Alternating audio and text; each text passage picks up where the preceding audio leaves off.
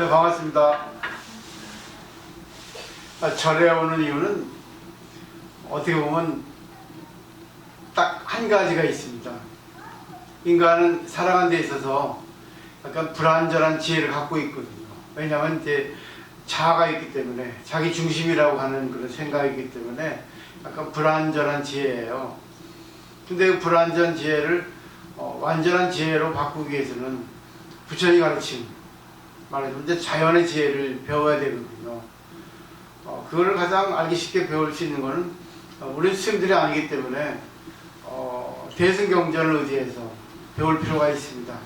그 대승경전의 대표적인 경전이 반야심경입니다. 아주 짧아요. 근데 이제 표면적인 내용은 어렵죠. 근데 이거를 갖다가 매일같이 독송하면서 하루에 한 100번이라도 할 수 있는 것 하면서 이 반야심경의 내용을 자기가 숙지, 말하면 익히 자기가 알게 되면 이론으로라마도 알게 되면 이제 인간을 불완전한 지혜에서 이제 완전한 지혜로 옮겨갈 수 있다는 거죠. 그 완전한 지혜라는 건 결국 자연의 지혜입니다. 자연의 지혜를 배운다는 건데 인도 민화에 이런 얘기가 있었어요. 어떤 사람이 호두나무 아래에 앉아 있습니다. 근데 이제 근처에 호박밭이 있었어요. 그러자 이제 그 신에게 불평을 들어왔죠. 아, 신이셔. 왜 호두나무는 큰데 그에 반해서 호두 열매는 작고 호박은 작은데 호박넝쿨. 그런데 그 큰 열매를 이렇게 열리게 하시다니 참 웃기지 않습니까? 오히려 반대로 하는 것이 어울리지 않겠습니까? 그렇게 불평을 들어놓았습니다. 이게 바로 인간의 불완전한 지혜죠. 근데 그 순간 호두나무에서 호두 열매가 떨어져 가지고 그 사람 머리 위에 쿵 하고 닿았습니다.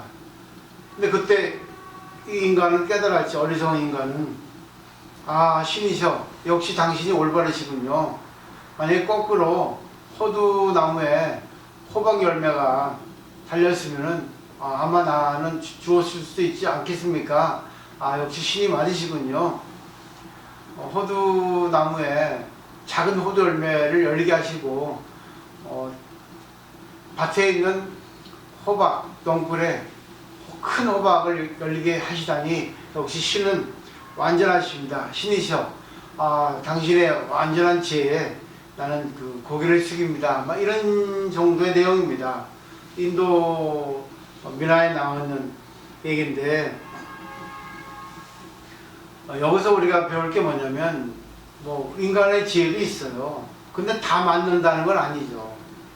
맞는 것도 있고 틀린 것도 있어요. 그래서 우리가 사물을 볼 때 자기 중심으로 보는 것도 좋아요. 자기 생각으로 보는 것도 좋은데 다른 각도에서 보는 그런 생각, 다른 각도에서 보는 그런 훈련, 여러 각도에서 보는 훈련을 우리가 평소에 할 필요가 있다는 거죠. 저는 요즘 많은 분들도 볼 겁니다. 가끔 텔레비전을 보면은 뭉쳐 찬다는 그런 프로그램이 있더라고요. 이분들이 현역되는 자기 분야에서 나름대로 레전드라고 하는 아주 유명한 그 선수들인데 은퇴해서 그 축구 선수죠. 그 감독과 코치가 있는데 그 감독은 안정환 선수고 코치는 이동국 선수인데 이분들은 이제 축구 레전드잖아요. 유명한 분들이잖아요. 그래서 그분들이 그런 분들을 이제 오디션에서 뽑아서 이제 축구팀을 만들었어요.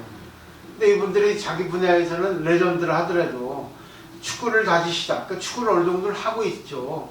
근데 축구를 어느 정도 했다 하더라도 기본적인 조기 축구회라든가 아니면 뭐 초등학교라든가 중학교라든가 나름대로 이제 축구 전문가들 아니면 뭐 축구 아마추어 축구를 갖다가 자기가 이제 취미를 하는 분들에게는 좀 안 되거든요. 근데 첨좀하면서 들어간다는 거죠. 그러니까 재미있는 게 뭐냐면 여기서 제가 얘기하고 싶은 거는 실수를 한다는 겁니다. 자기들 나름대로는 아주 운동에 자신이 있고 뭐 축구도 자기도 할 것 같은데 막상 중요한 찬스 중요한 순간이 될 때 그때는 반드시 실수를 한다는 거죠. 열이면 7, 8번, 8, 9번은 실수를 한다는 겁니다. 그거를 볼 때 저는 느낍니다. 아, 인간은 실수하게 돼 있구나.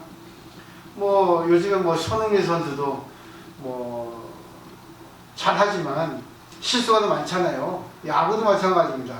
야구도 잘 치는 선수의 탈이 3할 때밖에 안 됩니다. 3할 때라는 거는 10번 치면 3번 안타가 나온다는 그런 비율이에요. 그러니까 인간은 실수하게 했다는 거죠. 그리고 아무리 뭐 불교 수행을 많이 했던 스님들 하더라도 일반 불자들, 그러니까 포교당을 하거나 일반 불자들 상대로 이렇게 뭐 지혜를 나눈다거나 그분들에게 뭐 얻어갈수 준다 할 때 보면은 반 이상은 실패입니다. 자기 자신이 마찬가지예요. 왜 그러냐면 인간은 아무리 이론적으로 맞다고 생각해도 실제적으로 인연이 다가오면 어떤 일이 생길지 모릅니다. 때문에 5대 5의 확률로 우리가 생각을 할 필요가 있지 않나. 그러니까 중요한 거는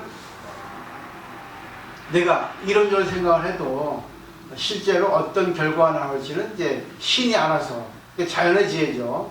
그때 실패가 되어도 감사하고 성공이 되어도 감사할 수 있는, 결국 성공이 되어도 만약에 실패했다면 어떨까 하는 것도 생각해 볼 필요 있고, 만약에 실패가 결과로 나왔다 하더라도 이걸 만약에 성공이 되었다면 어땠을까 하는 그런 것도 한번 생각해 볼 필요가 있지 않나 하는 생각해 볼 필요가 있습니다.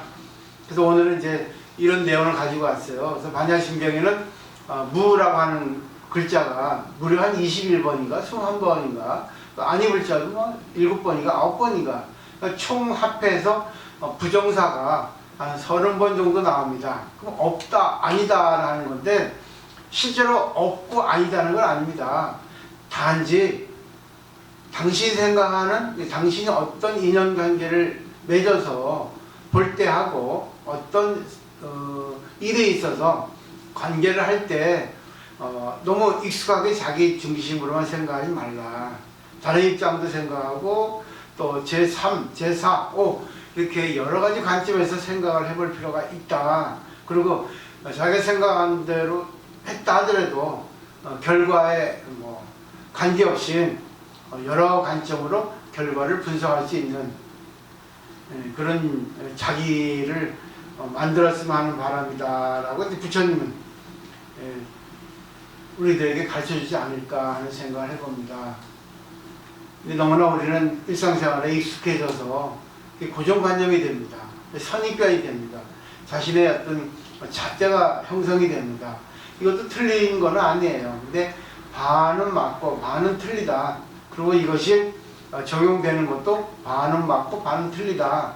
이런 생각을 가지고 5대 5라고 하는 확률을 가지고 일상생활에 관계를 하고 보는 법을 널리 이렇게 확대해서 보셨으면 하는 바람입니다. 마치겠습니다. 고맙습니다.